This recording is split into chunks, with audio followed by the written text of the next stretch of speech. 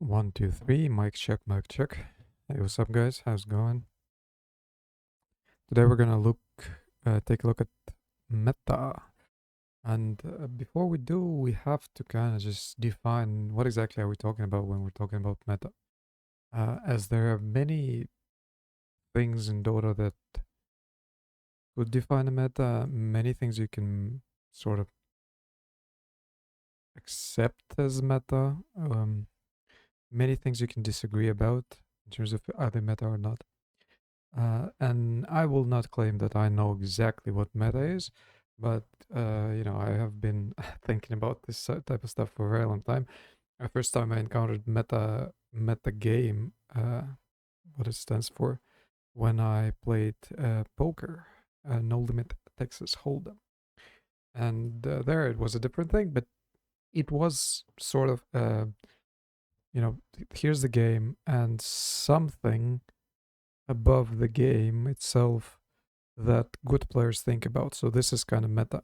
Something that I know and my enemy knows.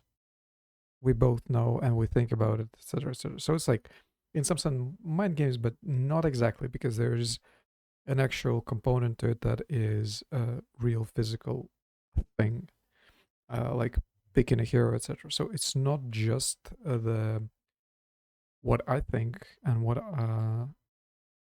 my enemy thinks. All right. Uh, so to kind of think about the meta, first we have to think about what is strong. And if you know and seen, there's this YouTuber slash coach gamer, Pain Dota, I think is his YouTube handle. I'm pretty sure you will find him no problem. Very handsome man. Uh, right. Basically, he has very good videos, and I would actually recommend watching him if you're trying to learn Dota, and not me.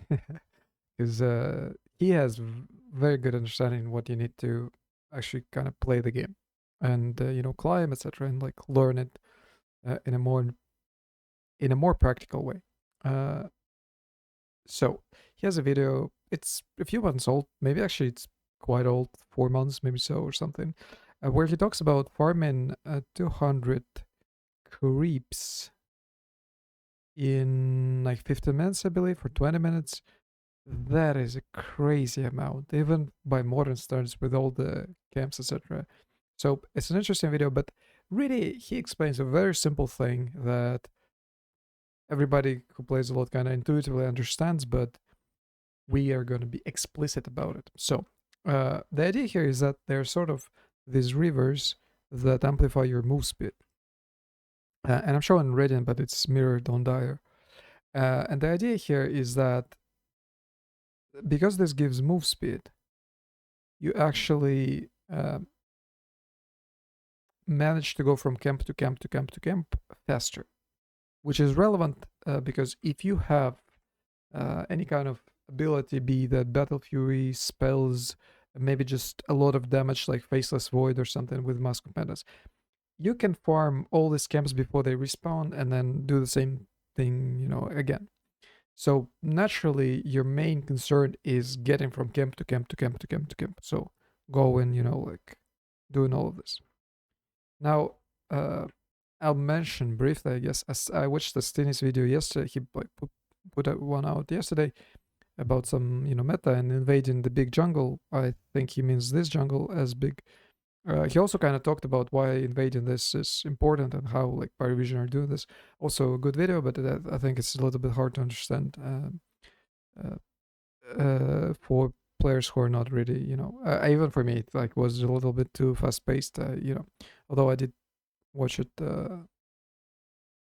too fast paced. I mean, in terms of like following the actual plays that are happening in the game, but the concept is pretty good if you can manage to understand it. But it's essentially the same idea, just in different variant of it, or different implication for specifically pro games or NTI. But the idea still stands that um, farming this is cumbersome simply because if you farm this and rotate here and then rotate to lane to take the lane creeps because they give you a lot, you want to take them. going back like this is very painful. It's like it takes too long. So these camps are really just out of the way because this kind of pattern only makes sense once you're going from base. Maybe you can buy Boots of Cheryl or something and go there. Like keep the being back and farm it. Who knows? Maybe that's a strat. Anyway, so the idea here is that you really just want to stay kind of in this area because you also get the lane creep. You're close to the rune and you're somewhat protected because you move fast from camp to camp. Um, Even if you get ganked, you probably farmed enough to kind of compensate for it. So the general idea here is that this area is pretty strong. Um, Now that is just a strong thing about the meta. So the meta is to farm this and be able to farm this. And if you can squeeze the enemy carry to go here, so you put some pressure on him and he has to farm this area, or like let's say this area, or this area, it's you can see it's not connected to lanes that well. So in that sense, it's like really problematic. This area is basically your like Silk Road or whatever. Like, well, I guess this is Silk Road, and this is this is adjacent territory. This is where the farm is concentrated. And as I said, Paint Dot, a very good video on how to do it and why it's very strong. It gives you a lot of XP, etc. So that's part of the meta. Now, really, then what you're fighting for is making sure that your carry can do it and the enemy carry can do it. Hence, Ember Spirit and what's his Earth Spirit, yeah. Earth Spirit. These two spirits are quite important because their rotation from mid is very strong. Also, same goes for like Lena, maybe even like Kotal, those kind of heroes because they pressure mid so hard. They force a lot, like they open up the map so that you can pressure the carry and maybe they can take this farm. Now, here's my sort of disagreement with Astini, although I don't know how serious he is. What Astini says is basically if you do lose this territory, it's over for you. You are done. Like the game is over. I disagree, as I mean, has been showcased a lot at TI. It's just that game theory optimal, and maybe this is a bit technical, but really just theoretically correct moves just don't result in wins all the time. TI is always like too small of a sample size for it really to matter a lot. In a sense, like playoffs are too few games, so that even making theoretically wrong moves could be beneficial if they work in that exact game, just simply because the enemy doesn't have the time to punish you. Okay. Now that we know that, let's go back a little bit in time and look at previous TIs where killed me. All right. So first we're gonna go back, and I promise you this is gonna make sense once you put it all together closer to the end. So the TI we're looking at is 2016, actually 10 years ago. Crazy how time flies. Um, Probably a lot of people don't even remember what happened, but you're gonna recognize some familiar names. And this is a game that was kind of a big upset at the time. Shopify Rebellion now, I guess, but at that time it was EG with a pretty serious roster. Fear, PPD, Sumail, who's still playing, Universe not playing, Liquid Zai, I think he's thinking about returning. Riha streaming Resolution, I don't really understand what he's doing. Kind of lost the plot, it seems, a little bit. Maybe a lot of bad influencers. Who knows? Saxa still playing Misery. I'm pretty sure he was talent this year or something. Moo, I don't think he's playing anymore. So some of these players are still playing, some you might have heard of, etc., etc. But why this game is interesting is we see this middle Ursa, and this is, mind you, game 3 for who is going to go play finals. This was actually the last TI that a Chinese team won. It was Wings Gaming. I believe Chinese teams didn't win TI after that. Anyway, it was Wings Gaming. By the way, also players who still played at this TI. And the interesting part here is like these two cores, like Slark and Ursa. And the meta was quite different back then, but it was Ursa versus versus Brewmaster mid. Famously, Weeha solo killed Sumail twice in the early game, and then the game got really weird, and at the end, it actually resulted in a win for um, Digital Chaos.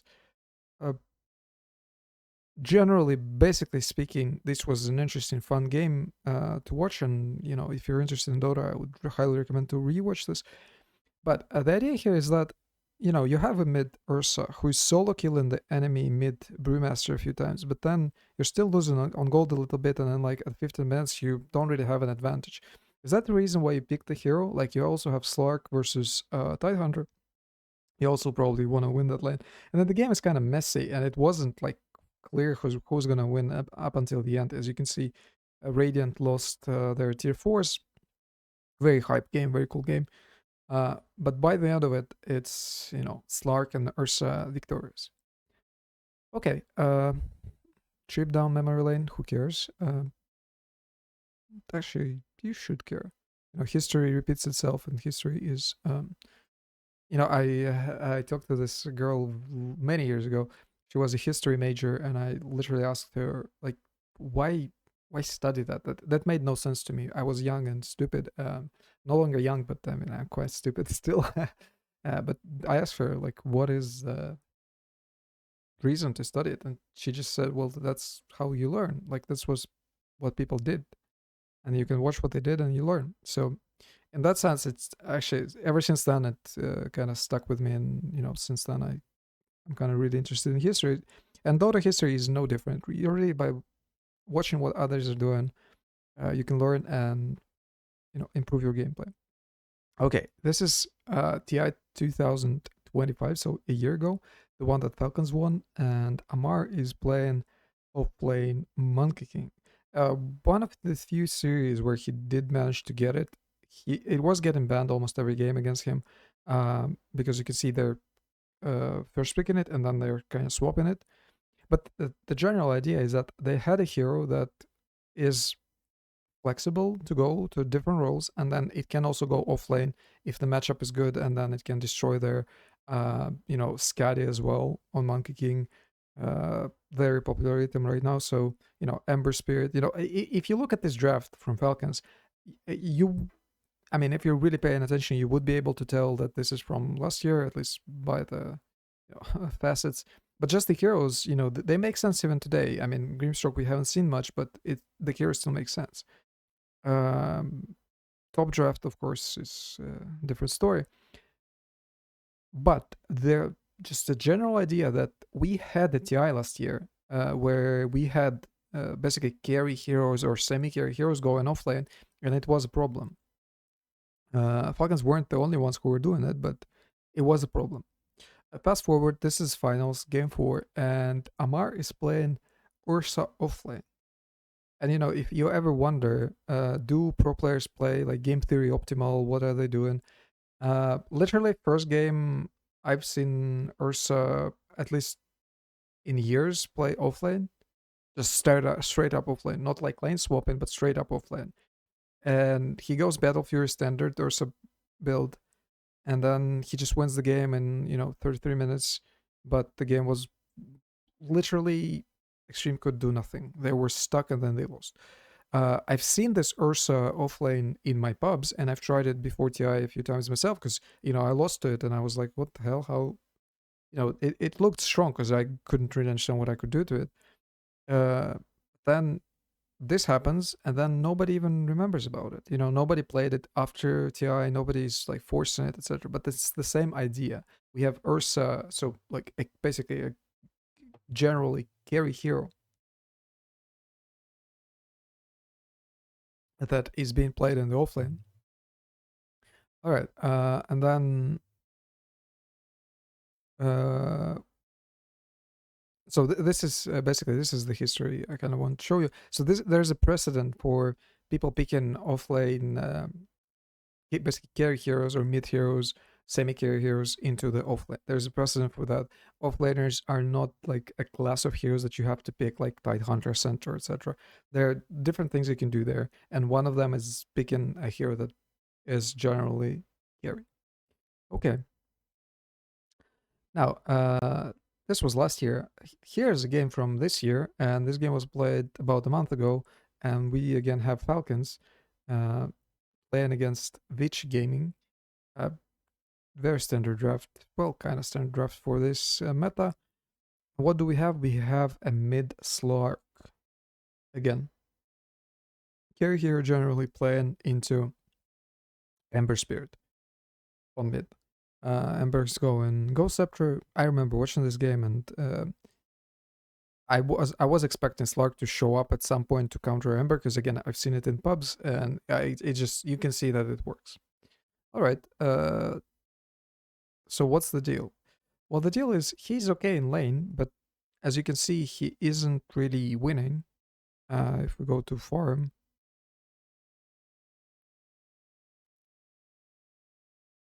uh, it's doing okay. You know, it's like top net worth here. Ember's 2,000 though. Ember 3.7k, Slark 4.4k, so he's kind of winning. But then Slark Ember kind of similar, you know. Ember maybe slightly behind. Slark is starting to get away with the game, you know, etc. etc. So really, it's not that it's like Husker versus Ember, you know, a couple of years ago, where Ember just he has 1,000 net worth minute 10 because he cannot just walk around on the map. Okay, not 10,000, 2,000, something like that. So he gets destroyed and has to go, you know, try to do something. Doesn't work like that anymore. So clearly, Slark is not being picked to destroy Ember in lane, and that's the win condition. Okay, so that's I hope that makes sense. What am I doing? Uh, if we look at hero win rates, we don't need all the hero win rates actually, but okay, we can do it. So if we see Earth Spirit and Ember are kind of the most popular mids, they have the most picks, and then I guess kind of Kez, whatever. So it's quite likely to see Ember in a game. And if we look at Slark,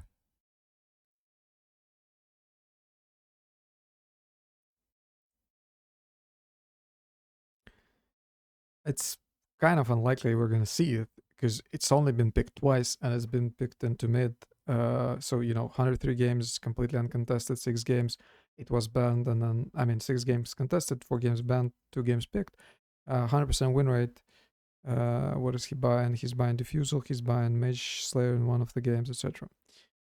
And interestingly, nobody cares about Slark.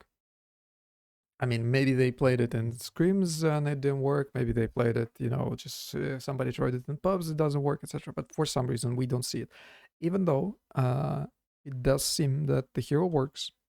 And another game where we can see it working, it was one of the last few games that mattered for Bad Boom because this was like a disqualification match.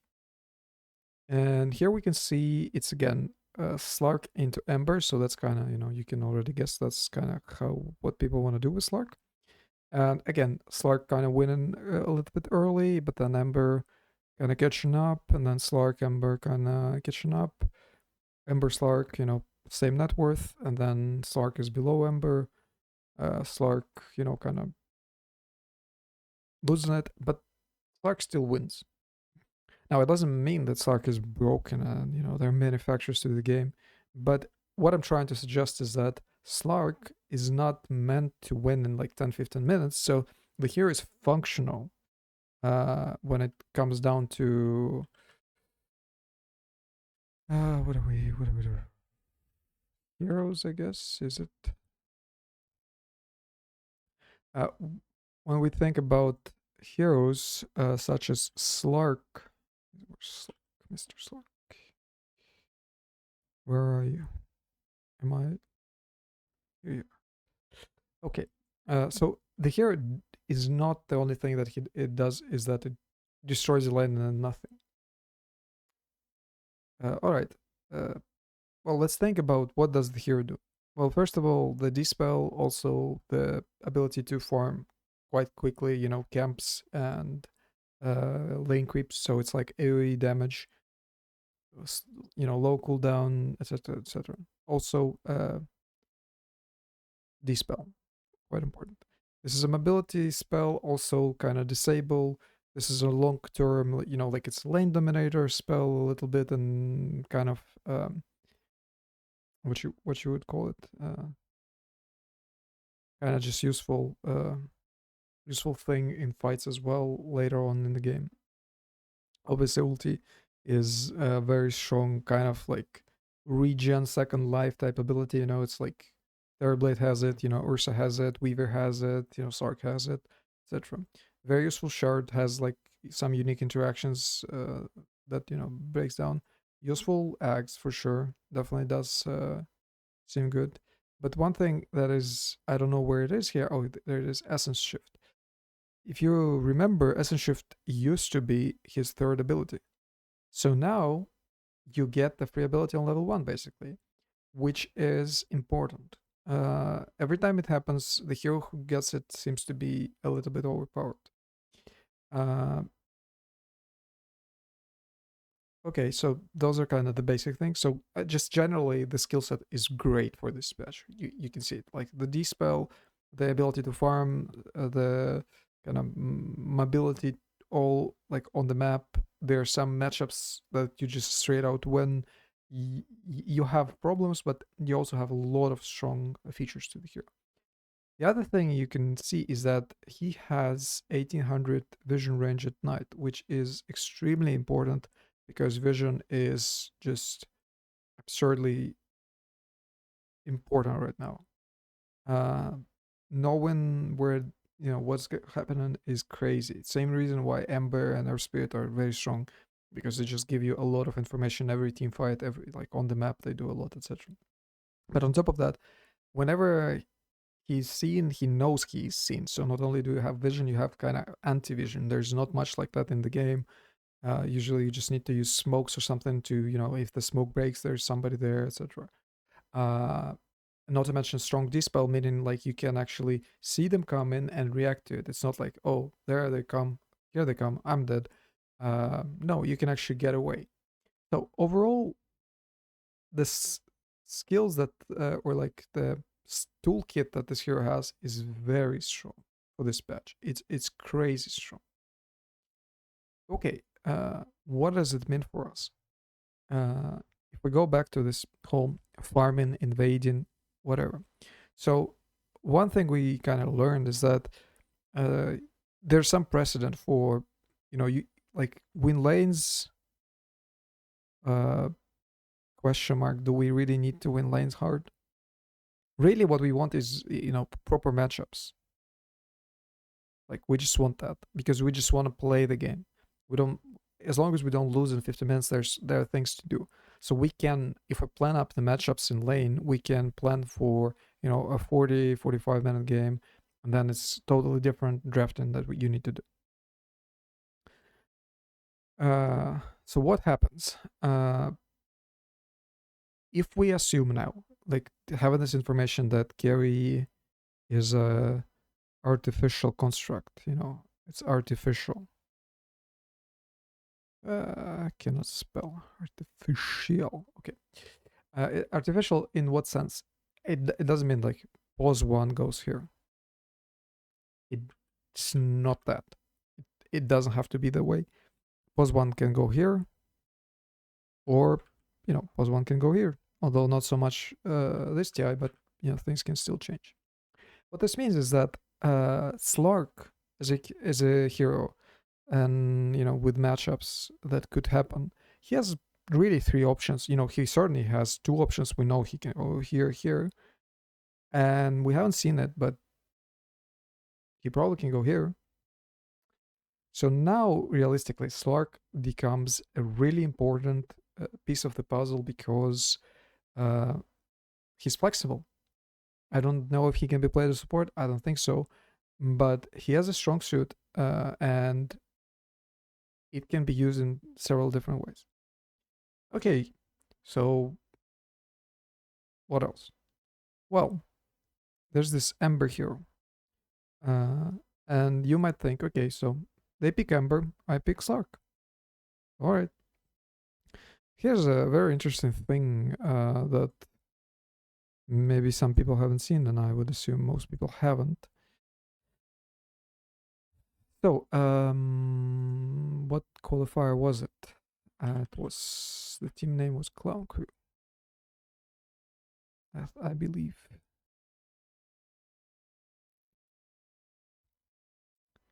Yep.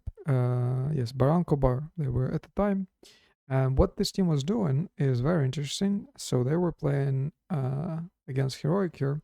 They took a map off of Heroic, and no less than 21 minutes. Of course, at this point we might assume that this guy was match fixing. Who knows? By the way, Yuma is probably also a match fixer, but how do you even prove that? Who knows? So what are they doing is that they're picking Necrophos, which at the time wasn't that popular. I mean, it's obvious now, but at the time, not many teams were doing it.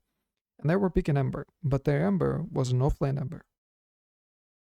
It was not a mid Ember; it was an offlane Ember. And it actually worked. If you watch the games, you kind of see why. And the reason it works because again, you can do the pattern farming. You can invade, get out, etc. Like the hero just works. It's only the matchups you have to worry about in lane, like so you don't get completely destroyed. Anyway, they didn't really get that far. They got to the point where teams were first banning Necro against them. Uh, and well, I wonder why nobody picked Necro in the last game. But they kept picking their offline Ember, and it didn't work. But well, the team wasn't exactly tier 1 team, but they had like a decent fight against these high tier South American teams. To the point where actually Whisper in this game, after losing to Ember offline, also tried it. It did not work at all, but then again, who knows? Match fixing and all, maybe it would have worked. Who knows? But certainly, Ember is. I mean, this is like a very extreme amount, like example of Ember going to the offlane. But in reality, not only is it possible for Ember to go offlane, it used to be a normal thing for Ember to go safe lane. So we have this problem of we pick Ember, like our enemies pick Ember, but again, we might not know where it's going. It could go several different pathways. And this is now creating this whole different realm of drafting where you don't actually, the flex is so crazy that you don't actually know what's going to happen. Now, we're not seeing this at the time at all. This is not happening. We had a few games where, the laning was weird, like people, go and try lane. I don't know if we've seen the dual lanes in mid yet, or if we'll see at all, but, in the last few months, there were some actually against Husker, etc. But here's what I'm saying is that there's at least one hero that on paper is just through the roof strong, and it's flexible enough to cause some kind of musical chairs patterns here. And what I think, if we take another step back, is that who wins TI usually? I think TI is usually won by a team that is strong in some aspects. It's strong in some areas. Like it has like a list of qualities that they're strong at. But then as the tournament progresses, this list of strong qualities that they have, it gets expanded all the time. They add this thing, they add something here, they add something here, they steal a hero, and etc. etc. And by the time it's finals, they're just like fish in the water. They know exactly what's happening in this meta. They can pick different heroes. It's no longer about like, okay, we have our mid plays, sinking. Let's pick sinking. it's not about that really. It's just that the whole toolkit that everybody kind of was coming up with, it's being absorbed into the team, and then they win because of that, because they keep growing as they play. Unless they already came in like too strong, but really, I mean, everybody's saying this TI is very competitive. So I would think that there's no team that just is strong, but so strong by default that it's unbeatable. And well, I think this is the problem to solve, or the problem to abuse for your advantage. Uh, because when heroes like DK are being like picked early, maybe Underlord, uh, Centaur, although those heroes might seem like okay, they're like foolproof. There's nothing you can do against them. There are certainly things you can do against them. There are certainly things you can do against them. And the bigger threat that is rising, I think, is Nyx as well. That is pretty ridiculous hero. If you watch the replays, just see it in pubs. It can very often almost 1v9 better than PL. Sometimes Nyx in some games gets to the point where it's just like so difficult to manage. Another hero that could potentially go offline, I mean, if Ursa can go offline, then Nyx as well. And what I propose is that we kind of understand the dynamics. We understand the farm. We understand the Rosh kind of situation, how we want to do it. We want to start Rosh, and then we hit Rosh. They come from some kind of side, and we walk out and we fight them, etc. All of this interesting. It's important, and weaker teams, like the bottom four teams from playoffs, are just not going to understand any of this, and they're going to lose. Or maybe they will understand some of this, and then they're gonna lose. But once we get to like top four, this all is going to be somewhat solved, and so it's gonna start becoming a coin flip, dependent on who kind of figures out this matchups, or flips the script. The script. So flipping the script meaning I introduce a variable that completely kind of makes this kind of nonsensical. Like the game is just going to be completely different. We're going to play sidelines or whatever, or like it's going to be all laning and it's going to be 20-minute games. In some sense, one thing that is I don't see it coming yet, and I don't know if there's like anyone working on it, because most things you cannot just pick instantly. But there's always this threat of somebody figuring out how to do Zeus strats. And if somebody figures out how to do Zeus strats, then a bunch of heroes like Nyx, PL, even Slark, all those heroes might just completely get dismantled by this. But it doesn't seem that this is coming. So what is coming is either quite a boring TI, excuse me, quite a boring TI where teams just kind of do their own strats and don't evolve. But I think that's unlikely. I think by top 3 we should see Slark either fade in and fade out of the meta, or